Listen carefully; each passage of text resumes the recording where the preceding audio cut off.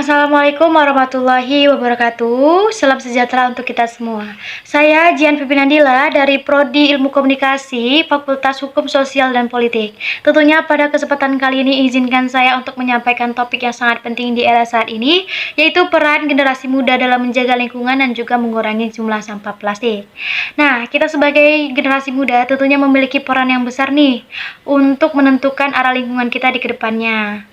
Tapi sayangnya pada kesempatan kali ini kita memiliki tantangan yang cukup besar, yaitu mengenai sampah plastik yang ada di lingkungan kita.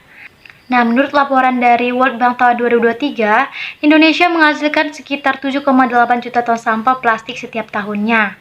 Yang lebih memprihatinkan, hanya sekitar 10% dari jumlah sampah tersebut yang berhasil didaur ulang. Bayangkan, sisanya berakhir di laut, sungai, bahkan tempat pembuangan yang tentunya bisa merusak ekosistem kita.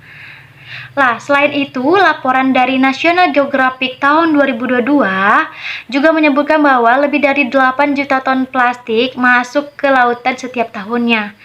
Itu menyebabkan kerusakan besar pada ekosistem laut dan mengancam lebih dari 700 spesies yang ada di lautan Indonesia.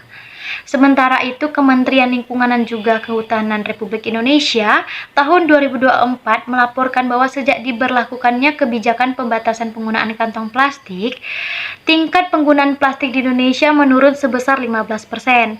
Namun angka ini masih jauh dari kata cukup untuk mengatasi krisis sampah plastik di Indonesia. Hadirin yang saya hormati, dari data-data yang saya bacakan tadi, tentunya Indonesia sangat mendesak terkait permasalahan sampah plastik.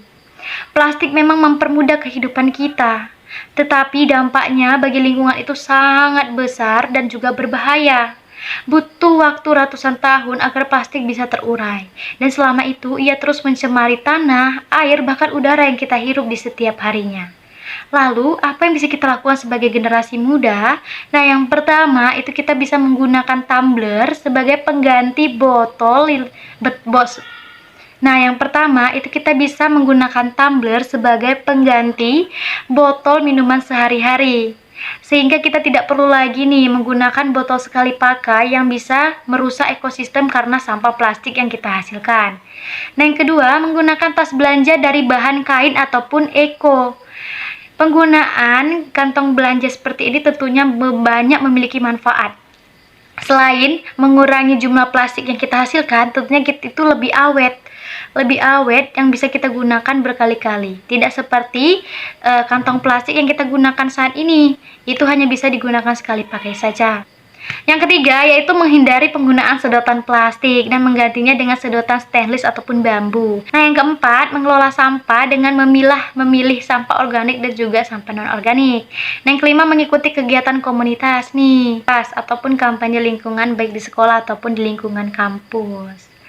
Nah, hadirin yang saya hormati, menjaga lingkungan bukan hanya tanggung jawab pemerintah ataupun aktivis lingkungan, tetapi tanggung jawab kita bersama untuk menjaga lingkungan kita tetap bersih dan juga asri. Mulailah dari hal-hal kecil, mulailah dari lingkungan kita sendiri. Ingatlah, perubahan besar selalu dimulai dari langkah-langkah kecil yang dilakukan dengan kesadaran dan kepedulian. Semoga kita bisa menjadi bagian dari generasi muda yang hanya peduli Semoga kita bisa menjadi bagian dari generasi muda yang tidak peduli Semoga kita semua bisa menjadi bagian dari generasi muda yang tidak hanya peduli tetapi juga beraksi untuk menyelamatkan bumi dari ancaman nasabah plastik. Nah, lebih dan kurang saya mohon maaf. Itu saja yang dapat saya sampaikan. Saya akhiri. Wassalamualaikum warahmatullahi wabarakatuh.